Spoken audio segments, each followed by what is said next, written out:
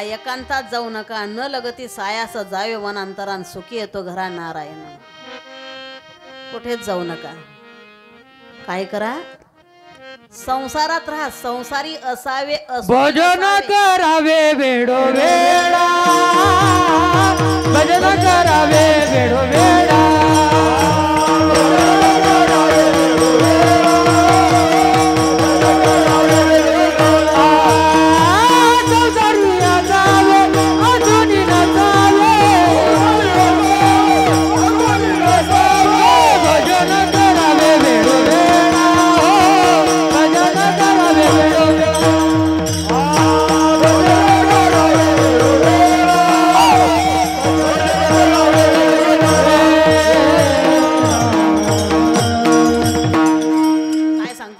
तिसऱ्या चरणात असोनी संसारी जिव्हे वेगू करी असोनी संसारी जिव्हे वेगू करी जगातली सगळी आश्रम जिवंत ठेवतो तो म्हणजे ग्रस्त आश्रम वानप्रस्थ आश्रम असेल संन्यासी आश्रम असेल ब्रह्मचारी आश्रम असेल जरी का झाला संन्यासी माद्यांनाशी तोंडवाशी किती संन्यासी असेल तरी दुपारी 12 वाजले की प्रापंचिकाच्या दारात ताटली घेऊन यावंच लागतं माई आहे का काही शिडी पाकळी भाकरी तुकडी म्हणून उलट संत सांगतात सुखे करावा संसार सुखे करावा संसार सुखे करावा संसार सुखे करावा संसार परीना सांडावे दोन्ही वार परीना सांडावे दोन्ही वार परिणा सांडावे परिवार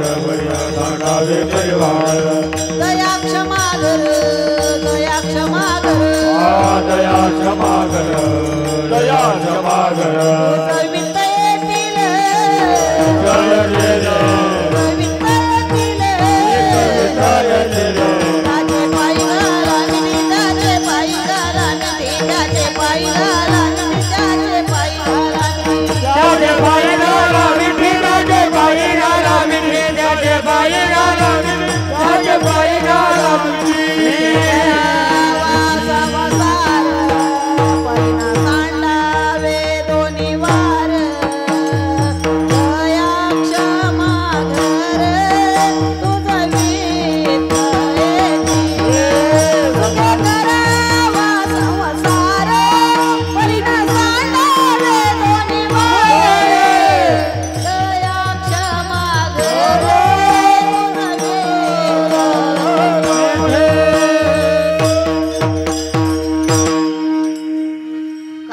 उलट संत सुखे करावा संसार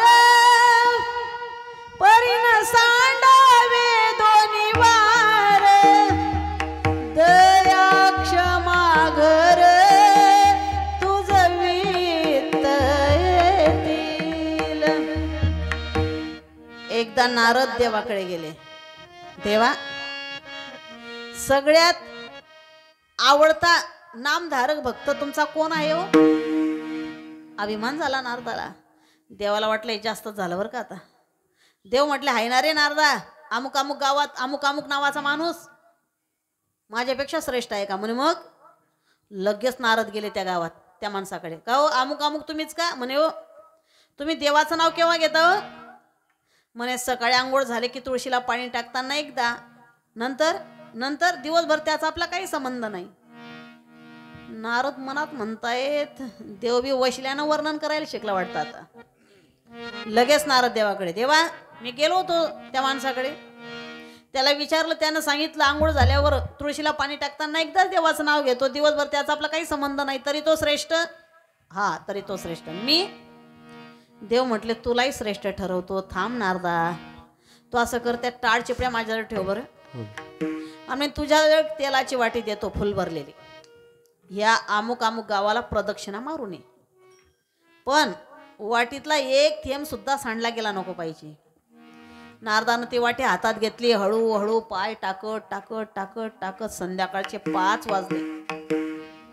आले, देवा एक थेंब नाही सांडू दिला.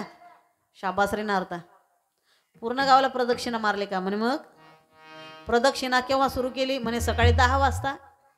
आता किती वाजले? म्हणे 5. किती तास झाले? म्हणे 7. मग 7 तासात माझं नाव कितीदा घेतलं ते विसरलो ना देवा. का बर? वाटी होती ना वाटी.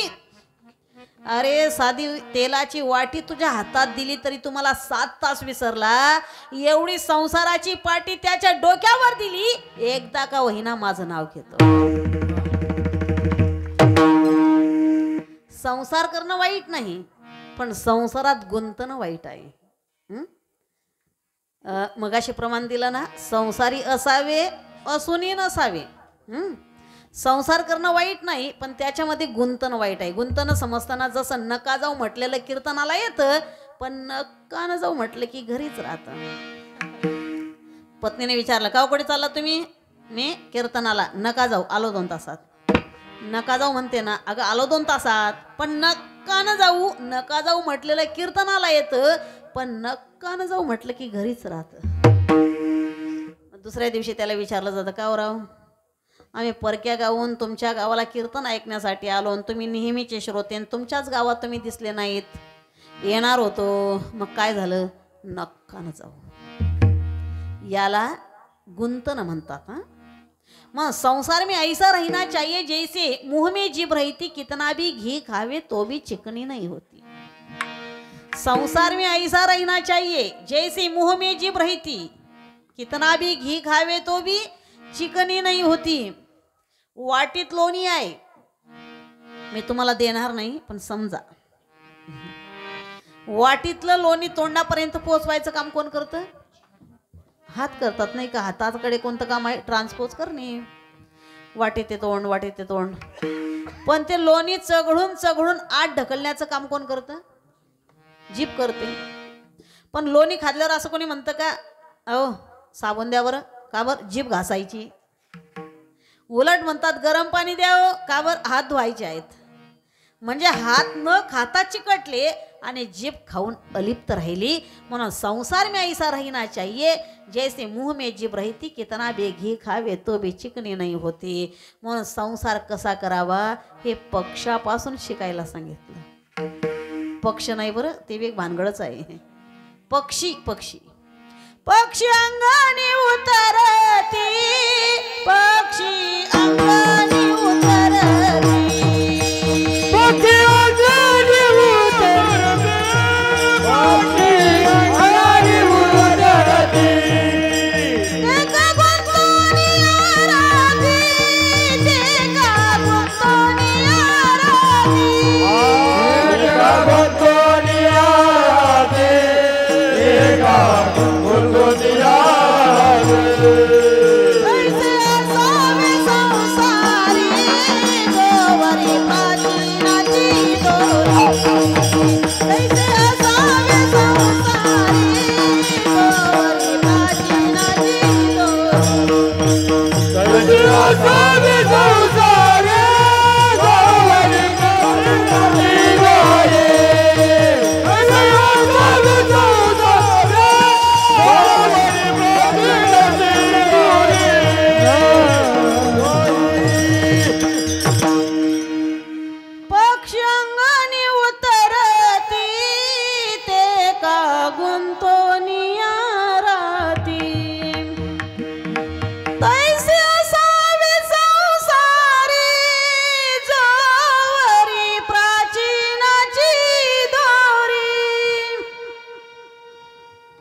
अजूनही माणूस किती हुशार राहू द्या बरं का, पण पक्षाच्या पुढे माणसाच्या हुशाऱ्या चालत नाही अजूनही. पहा तुम्ही, 4 महिन्याच्या आधी पावसाचा अंदाज पक्षालाच कळतो. ज्या वर्षी काटेरी झाडावर कावड्यानं घरटं बांधलं की समजावं यंदा पाऊस खूप कमी आहे. आणि ज्या वर्षी दाट पाल्याच्या झाडावर कावड्यानं घरटं बांधलं की समजावं यंदा पाऊस भरपूर आहे. हे 4 महिन्याच्या आधी कळतं पक्षाला. आपल्यासारखं नाही, येत्या 12 तासात पाऊस पडण्याची शक्यता आहे. शक्यता. पहा, ते सुगरण नावाचा पक्षी असतो, केवढासा असतो, त्याचा मेंदू केवढा असेल. त्या सुगरण पक्षावर कवयित्री बहिणाबाई चौधरीने सुंदर कविता रचली. काय कविता आहे पूर्वीच्या, सुंदर सुंदर कविता. आताच्या कवितांमध्ये रस नाही. बहिणाबाई अनपढ होत्या, पहिले सुद्धा शिकलेल्या नव्हत्या, पण साक्षात सरस्वती बसलेली होती बहिणाबाईंच्या जीभेवर. म्हणून खानदेशाचं भूषण आहे बहिणाबाई चौधरी. बहिणाबाई चौधरी जिथं जिथं त्यांची नजर गेली लगेच कविता तयार. सुगरण नावाचा पक्षी पाहिला, घरटं बांधताना लगेच कविता तयार केली. अरे खोप्यामध्ये खोपा सुगरणीचा टांगला, तिचा पिलांमध्ये जीव जीव झाडाले टांगला. पिलनी जले खोप्यात, पिलनी जले खोप्यात, जसा झुलता बांगला, तिचा पिलांमध्ये जीव जीव झाडाले टांगला. खोपा इनला जसा गिलक्याचा खोसा, पाखराची कारागिरी जरा देख रे मानसा. तिची उलुशीची चोच, तेच दात तेच ओठ, तुले देले रे देवान 2 हात 10 बोट. गोड कविता आहे, किती रस आहे त्या कवितामध्ये. पहिली पसंत आहे सुगरण नावाच्या पक्षाची जागा निवड. पहिली पसंती, विहिरीच्या काठाला झाड पाहिजे, झाडाची फांदी पाण्याकडे वाकलेली पाहिजे. पहिली पसंत.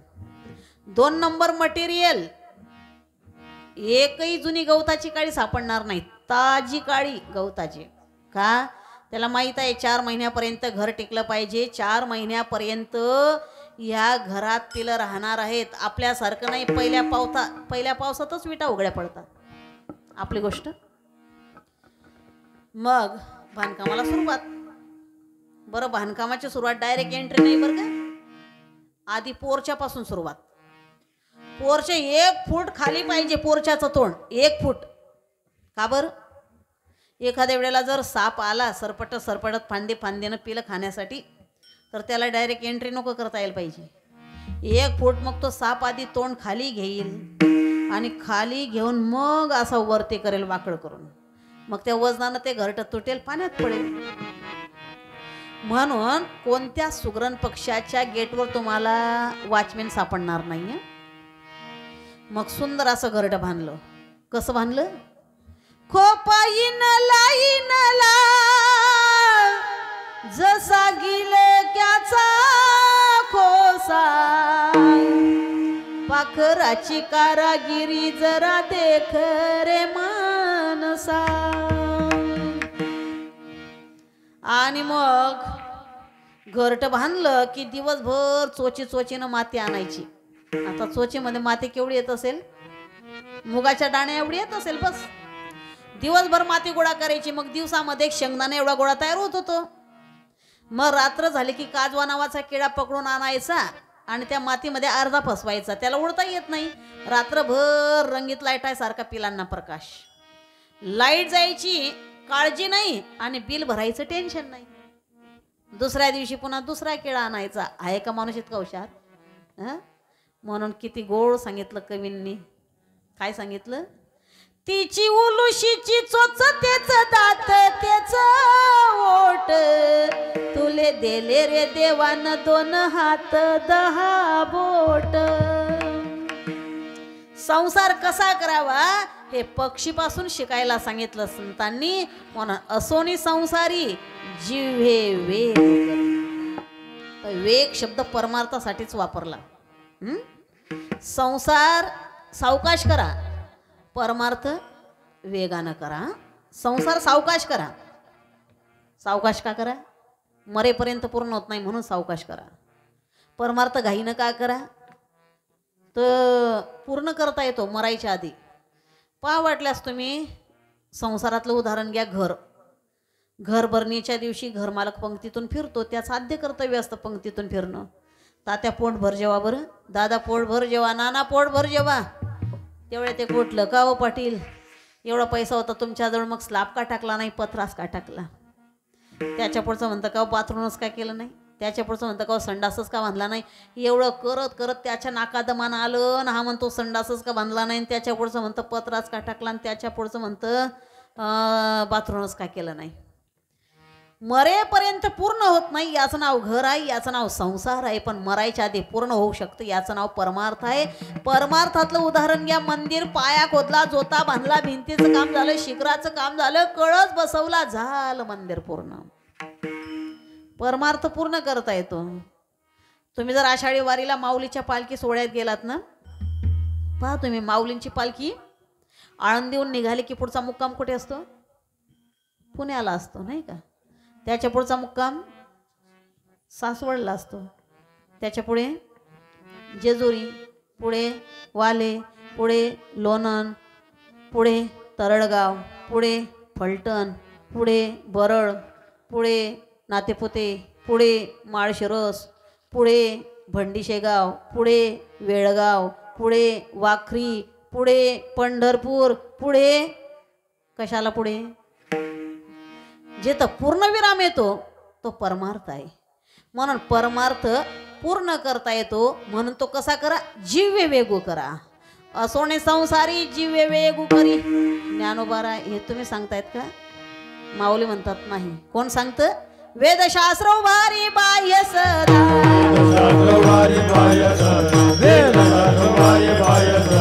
असोने संसारी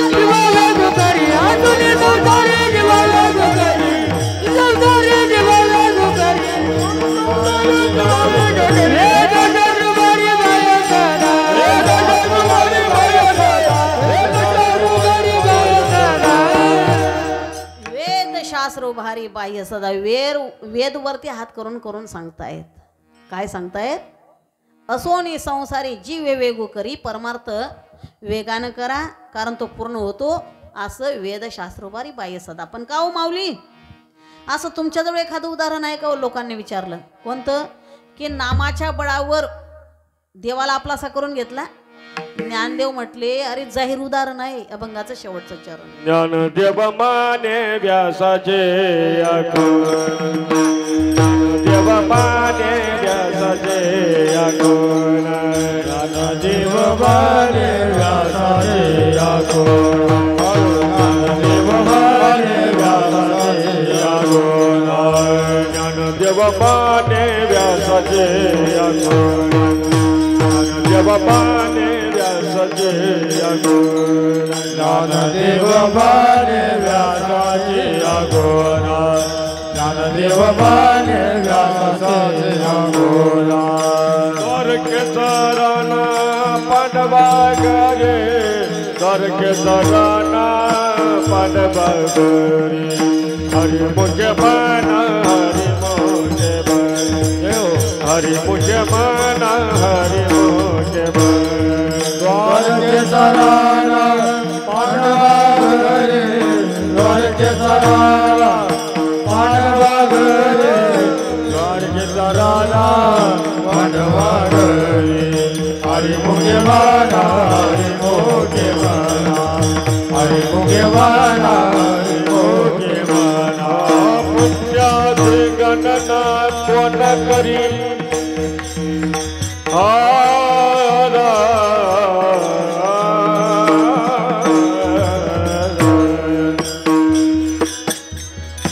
पुण्याची गणना कोण करी,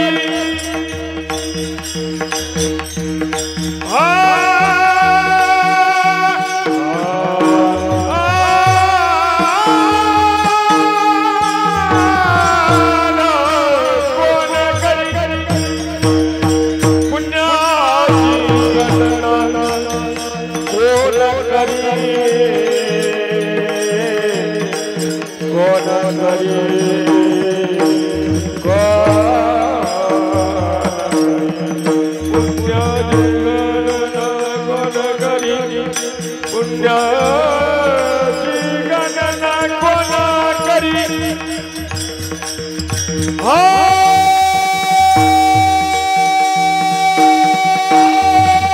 गणना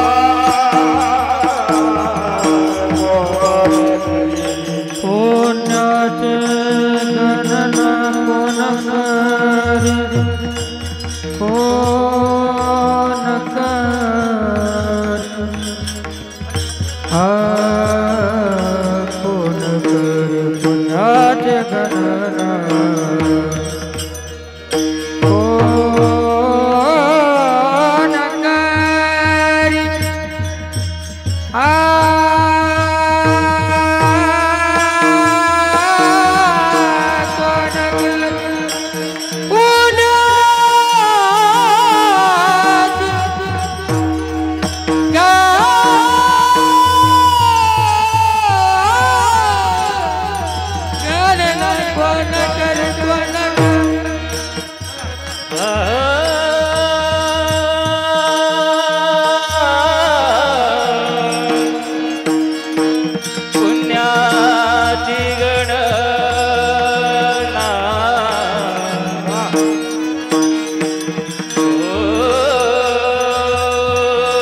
करी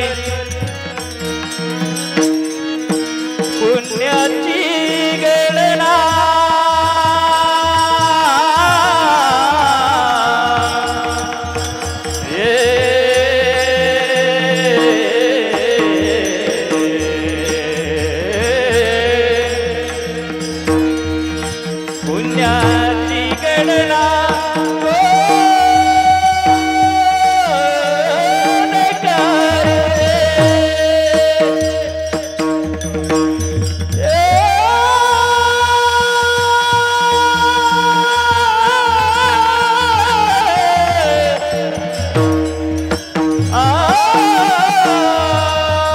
गणना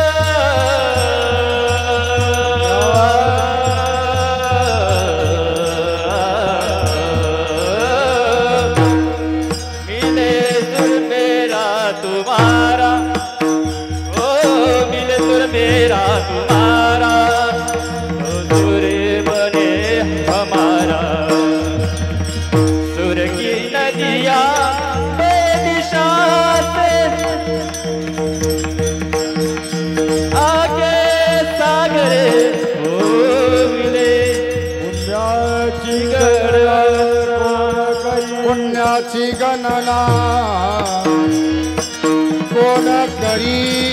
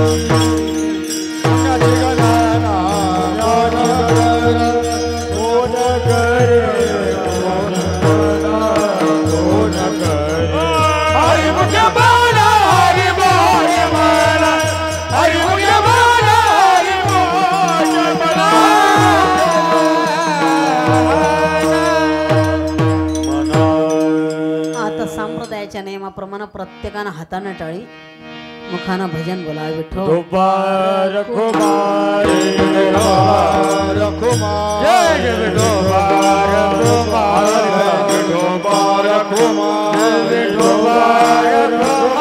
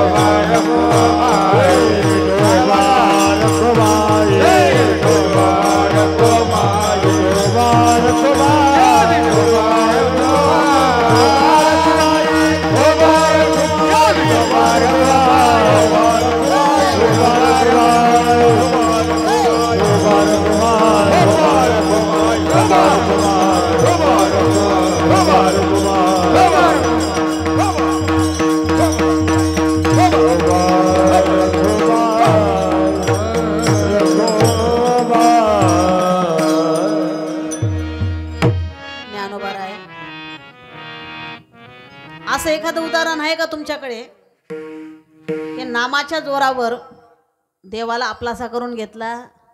ज्ञानोबाराय म्हटले जाहीर उदाहरण आहे. कोणतं? ज्ञानदेव म्हणे व्यासाची या खुना.